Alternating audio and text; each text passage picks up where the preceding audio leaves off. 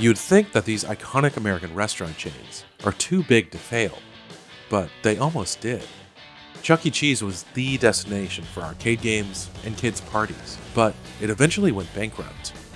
TGI Fridays went from one of the hottest singles bars in town to a failing chain.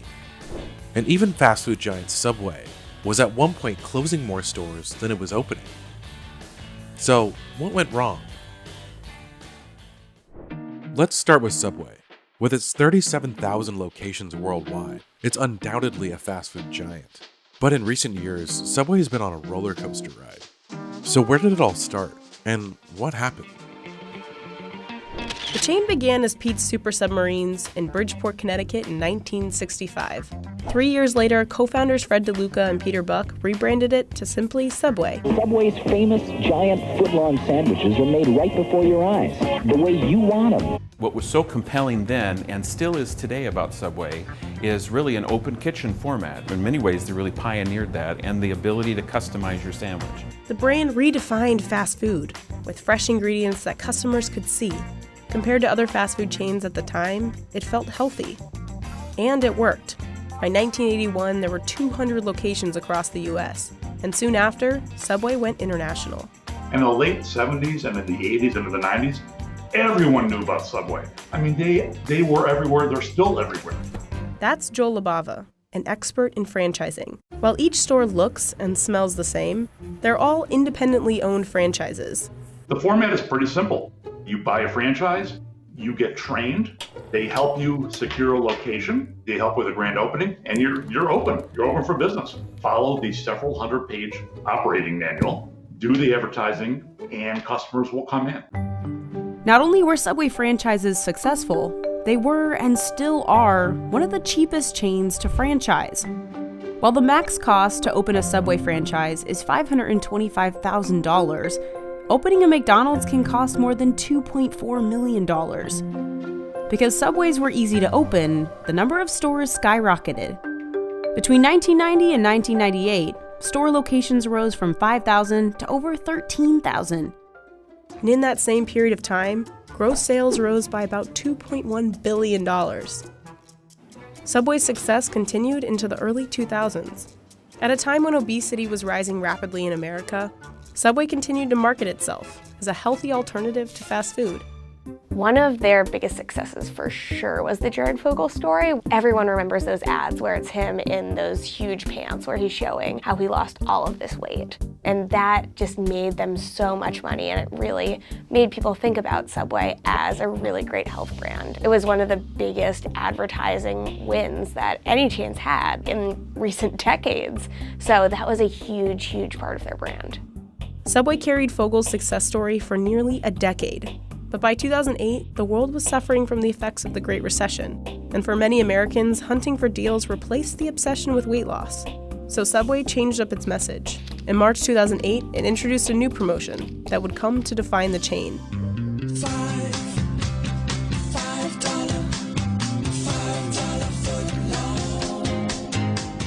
By August 2009, as other restaurant chains were struggling through the recession, the $5 footlong had pulled in $3.8 billion in sales for Subway, a 17% jump in U.S. sales from the year before. But even the best deals run their course.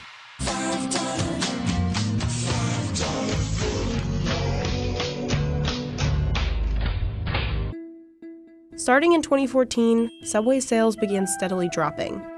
Behind the scenes, many of the reasons for Subway's success had turned on them. Quiznos was once Subway's main competition, but tons of subchains like Jimmy John's, Firehouse, Potbelly, and Jersey Mike's, and fast casual chains like Panera were offering seemingly fresher and healthier options.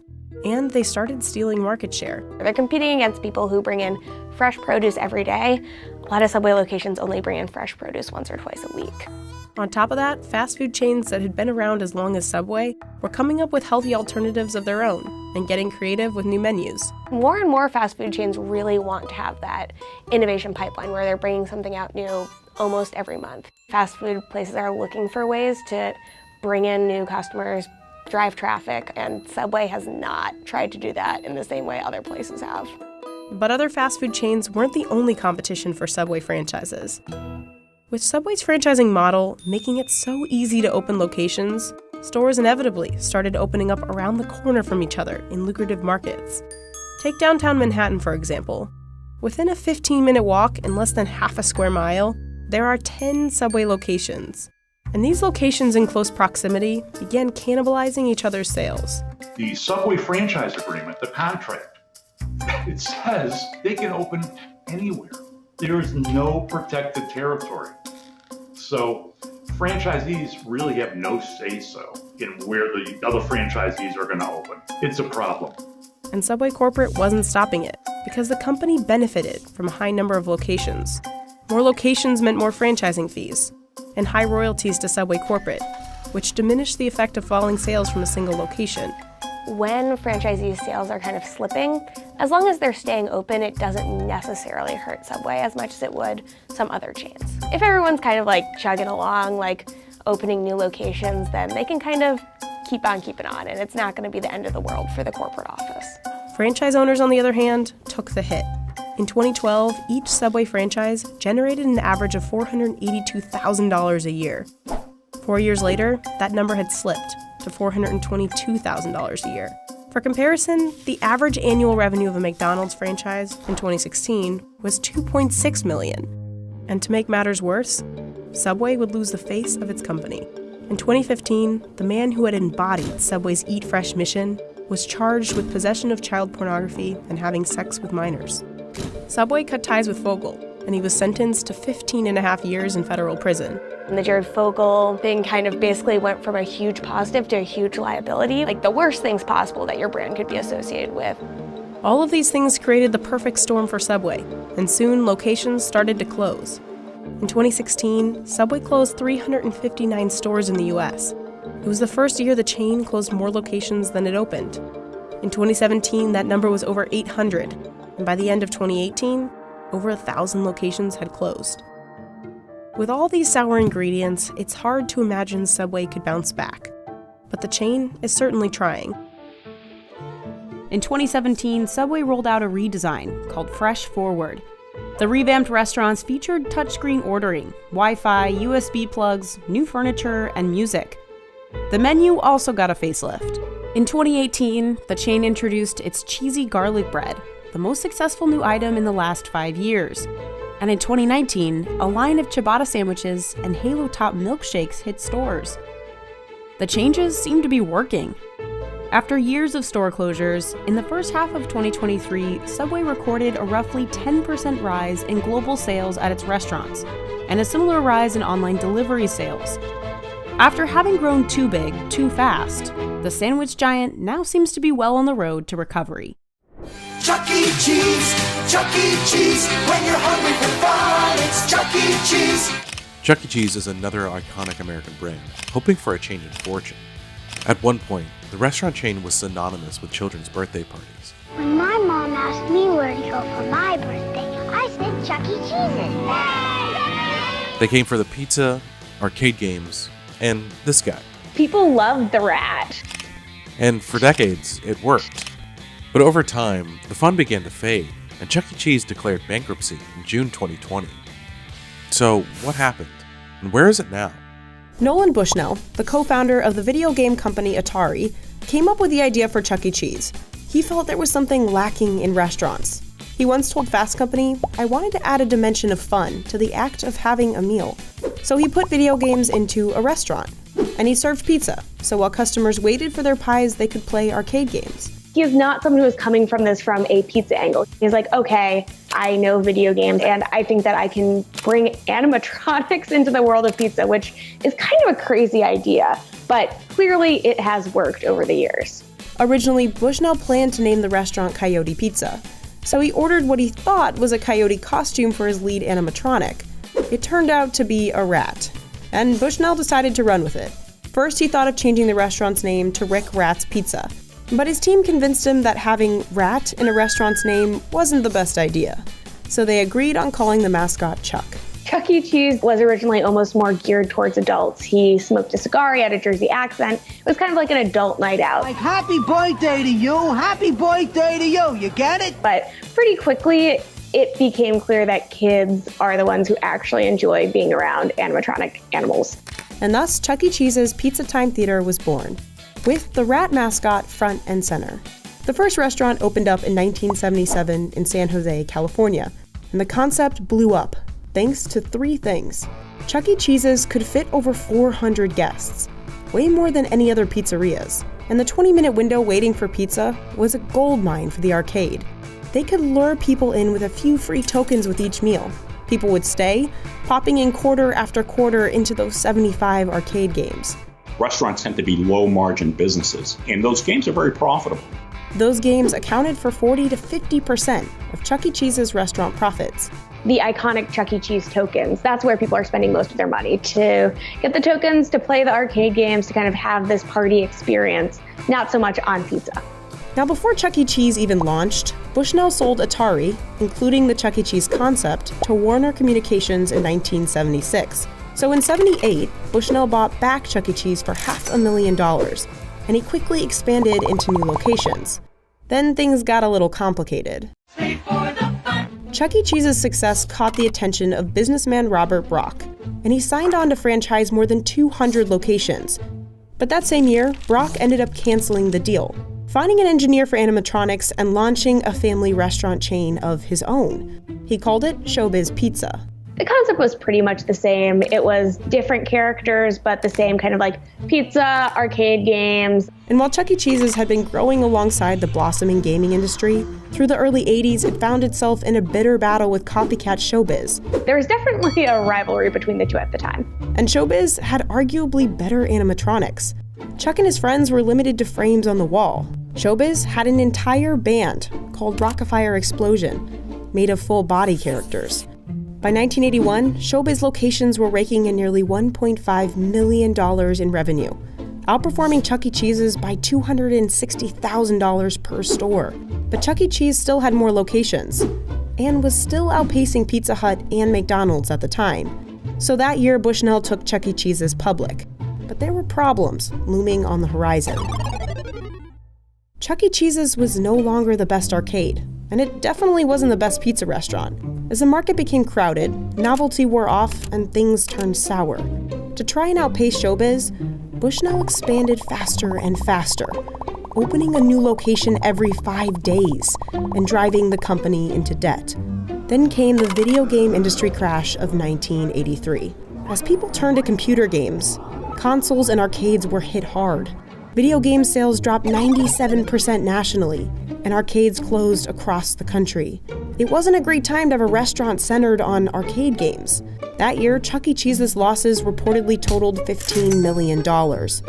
And a year later, Chuck E. Cheese's declared bankruptcy. But its rival Showbiz? Well, that company weathered the crash a little better. And in a wild twist, Showbiz ended up buying Chuck E. Cheese for $35 million. The copycat had bested the original. But the acquisition breathed some life back into Chuck E. Cheese. By the early 90s, all the Showbiz restaurants were transformed into Chuck E. Cheese's. For some reason, Chuck E. Cheese, the mascot, really did have staying power. People loved the rat. And those better animatronics over at Showbiz got a new life too. The Rockafire Explosion Band was stripped of its costumes and replaced with Chuck E. Cheese and crew. The fact that Chuck E. Cheese died and then was reborn in a new company is just very bizarre. Fast forward to 1998, and Chuck got a little bit of a makeover. The parent company dropped the name Showbiz for CEC Entertainment. By 2000, there were 300 locations, and the company was steadily growing. I would say the 90s, the early 2000s, Chuck E. Cheese was really thriving. That's when people my age, I think, have the memories of childhood, the really nostalgic memories. The best era for Chuck E. Cheese, really. This renaissance didn't last long. 12 years later, even though locations continued to open up, they'd hit another sales slump. So again, Chucky the Rat was rebranded, this time as a rockstar mouse, with a backstory. According to the company's website, Charles Entertainment Cheese is an orphan who celebrates others' birthdays to make up for his tough childhood. The new mouse came alongside an option of gluten-free pizza. 2 years later, despite slumping sales, private equity firm Apollo Global Management saw an opportunity. Chuck E. Cheese still had brand recognition and locations across the globe. Restaurants tend to have a short life cycle. What's nice here is the children age out and new children come in. So that gives the business, or gave the business, a certain degree of resilience. Private equity firms, they approach the owners with an idea that like, hey, we're going to expand this business. We're going to bring it to overseas, to other countries. And so that's attractive. Apollo acquired Chuck E. Cheese Entertainment in a leveraged buyout for about $1 billion. In a leveraged buyout, private equity firms purchase a company with partly their own money and partly borrowed money. That turns into debt the company is responsible for paying. Ultimately, the acquisition saddled Chuck E. Cheese with nearly $1 billion in debt. It was quite a bit of debt for a company like Chuck E. Cheese. Chuck E. Cheese already had a lot of expenses. Monthly rent on all of its locations, pricey arcade games, and animatronics to maintain. To try and keep up with debt payments, Chuck E. Cheese tried revamping again. It retired its famous animatronics, added an interactive dance floor, redesigned the restaurant, and replaced the iconic gold tokens with a Play Pass card. But operating income had slowly been declining. A 2019 planned reverse merger was going to help them with their debt load, but it didn't come through. Things only got worse when famous YouTuber Shane Dawson posted a video circulating decades-old rumors that Chuck E. Cheese recycled pizza. Chuck E. Cheese definitely denied that they're recycling their pizza. However, the pictures make it look like they do. Despite the company's insistence of zero pizza foul play, the damage to Chuck E. Cheese's reputation had been done. Then, as we all know, in 2020, the coronavirus pandemic hit, forcing Chuck E. Cheese to close down locations for dine-in in March. When you can't have kids in for parties, that is kind of their bread and butter, and that's always been their bread and butter. By June, only about half of the nearly 560 locations had reopened for dine-in, delivery, or takeout. Sales declined by 94% during the last 2 weeks in March, and 21% overall in the first quarter. And the company was forced to furlough 65% of its support staff, and the majority of hourly employees. By June 25th, the parent company had filed for Chapter 11 bankruptcy, with nearly $2 billion in debt. An announcement of 34 permanent store closures soon followed. The whole purpose of a Chapter 11 bankruptcy is to try to protect the integrity of the business while getting rid of the large amounts of debt that put the company into bankruptcy to begin with. By the end of 2020, the company said it had successfully offloaded $705 million worth of debt. It still has nearly 500 locations in the US, and since the restructure, Chuck E. Cheese has looked to expand the brand globally. But the restaurant's iconic cast of characters, Munch's make-believe band, won't be along for the ride. In November 2023, the company announced it would be retiring the animatronic bands in all of its locations except one, in a suburb of LA. But even though he may be missing some friends, it seems Chuck E. Cheese is here to stay. When you hear TGI Fridays, perhaps you think of family meals and colorful cocktails. But the chain started out by riding the wave of the sexual revolution in the 1960s as one of the first singles bars in the US. My favorite line was, "Hi, darling, I own this place." And it worked every time.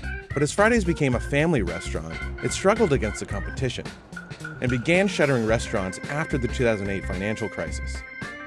So how did TGI Fridays go from the hottest spot in town to a diner in decline? When Alan Stillman opened his first bar in 1965, he was thinking about one thing. My business plan was to meet a lot of women.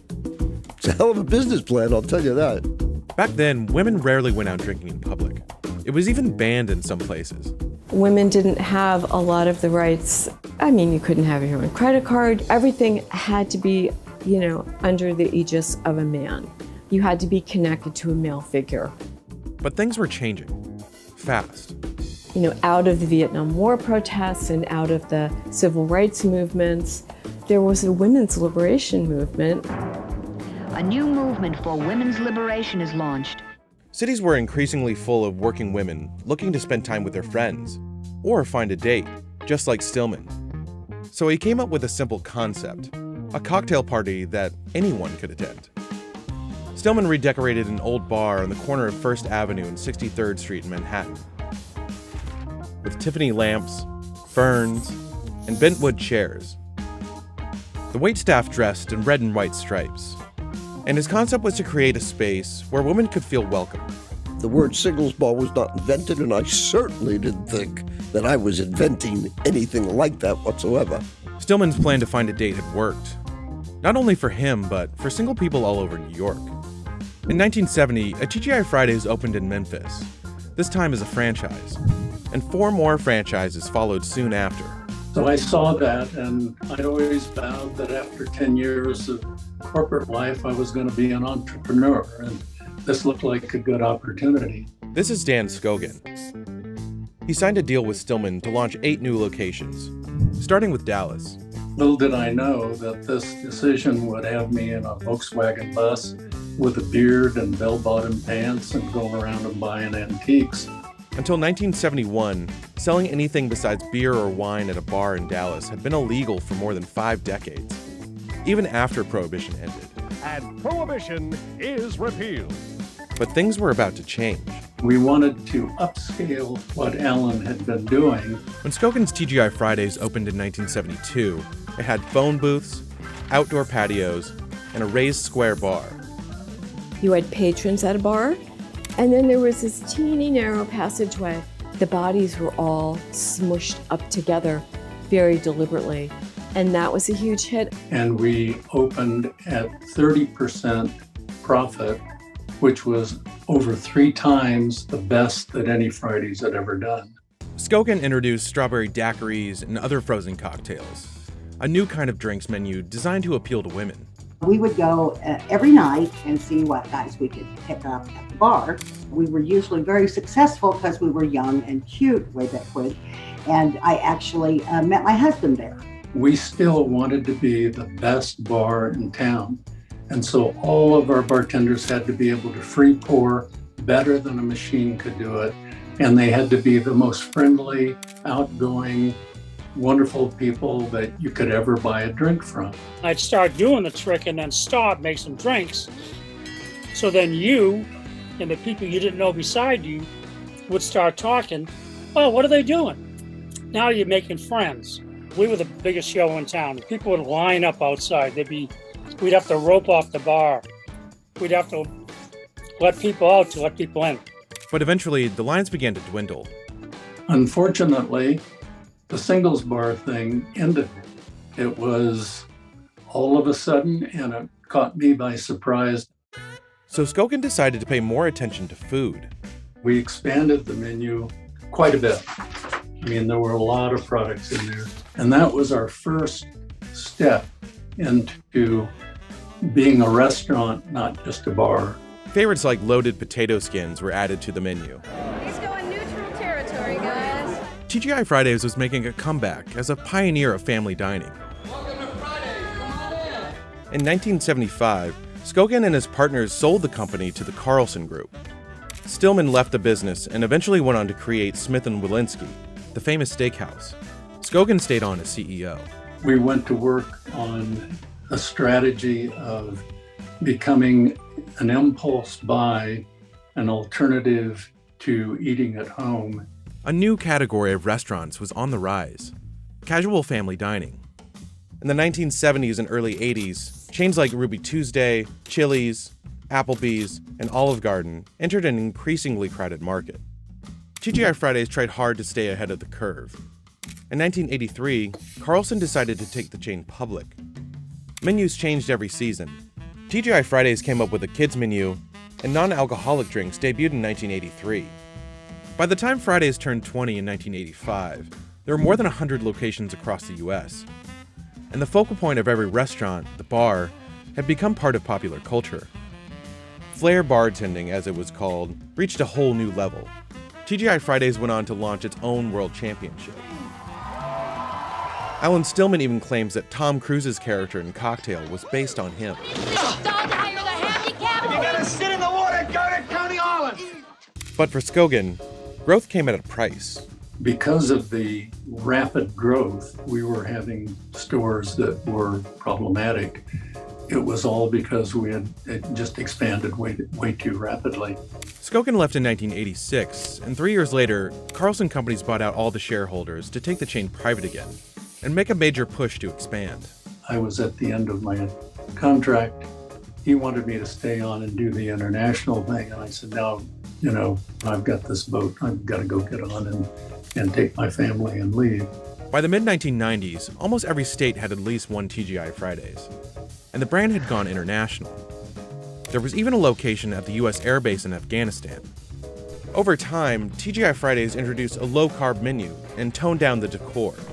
At TGI Fridays, we let our chefs flex their muscles, and we have a whole new menu to show for it. But in spite of high ad spending, Fridays struggled to stand out. Fridays was not distinguishing itself from the competition. A Fridays felt like an Applebee's, for an example, or an Applebee's felt like a Chili's. They were all sort of working off of the same playbook in many ways. In 2008, TGI Fridays had more than 600 restaurants in the US. But sales started to dip as the financial crisis gripped the restaurant industry. You started to see the rise of this new segment called fast casual. They were now starting to offer extremely high quality meals, and they were doing it cheaper, they were doing it faster, they were doing it where you didn't have to wait at your table, you didn't have to tip. Between 2008 and 2019, Fridays closed more than 200 restaurants in the US. Sales also crashed. In 2020, plans to take TGI Fridays public once again were pulled as the pandemic rocked the industry. When a company is planning on going public and then does not go public, that's usually not a great sign. During the pandemic, TGI Fridays closed more than 74 of its 386 restaurants in the US. People wanted things delivered to their homes. The pandemic really supercharged that. But all is not lost for casual dining chains. It's very premature to write off casual dining. The growth that casual dining has seen during 2021 has been nothing short of remarkable. TGI Fridays still has more than 700 restaurants around the world, and its focus on delivery started to pay off. In 2022, sales in the US increased to 8% compared to pre-pandemic levels. But 2023 was a big year for Fridays, with constant shakeups at the top. CEO Ray Blanchette stepped down in May 2023, and his successor, Brandon Coleman, only lasted 2 months. He was replaced by longtime board member Weldon Spangler, who the company says will expand the company's global footprint. Returning to its roots, the company is hopeful it can bring back some of that lost Friday feeling. Applebee's was once the go-to destination for family nights out, but in the last 6 years, Applebee's has closed nearly 300 stores, and rising development costs have prevented the company from opening new ones. To turn its fortunes around, Applebee's has brought back its $1 margarita deal, the Dollarita. But will that be enough to see people once again eating good in the neighborhood? Bill and TJ Palmer opened the first Applebee's in 1980. 3 years later, they sold the restaurant concept to W.R. Grace & Company, and it quickly blew up. By 1994, there were more than 500 Applebee's locations across the US. And just 4 years later, in 1998, the company opened its 1,000th restaurant, rivaling competitor store locations like IHOP with 800 and Denny's with more than 1,000 stores nationwide.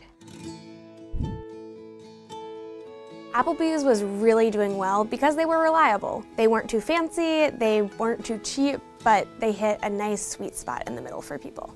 Dishes like Applebee's boneless buffalo wings became a fan favorite, and promotions like half-priced appetizers made Applebee's a popular spot for customers looking for a good deal. But then, at the end of 2007, the recession happened, and people stopped eating out as much. We are in a recession. The longest recession since World War II. But the question now, when will it end?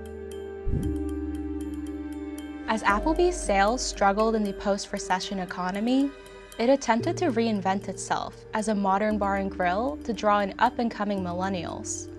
But it didn't work. Applebee's tried to be a little bit trendy, a little bit cool, and it just came off as kind of corny for most people, where it felt like they were trying too hard to win over millennials. New menu items like hand-cut $20 steaks and brisket nachos not only failed to bring in new millennial diners, they alienated the very customers who had made Applebee's successful in the first place. People looking for a reliable, affordable meal out. By 2015, Applebee's sales were falling and only continued to fall year after year. In 2017, the company closed 99 locations. Julia Stewart, the CEO of Applebee's parent company, Dine Brands Global, reportedly stepped down because of Applebee's poor performance. The former waitress was one of the industry's most celebrated and longest-serving executives. For a brief time, it looked like Applebee's was done for.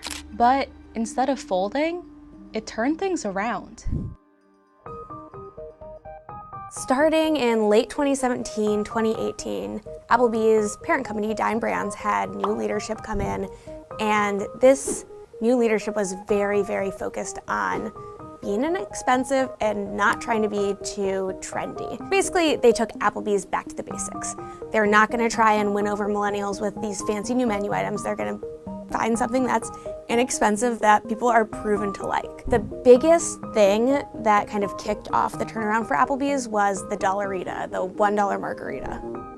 After the success of the Dollarita, Applebee's quickly launched its neighborhood drink program, releasing a new $1 and $3 drink every month. Alcohol deals helped Applebee's stay strong during the pandemic, as off-site sales rose from 13% to over 40% in 2021. Applebee's says it's now achieving the same in-store customer numbers it did pre-pandemic. And with the Dollarita making a return, parent company Dine Brands is hoping for a return to the good times for the neighborhood grill.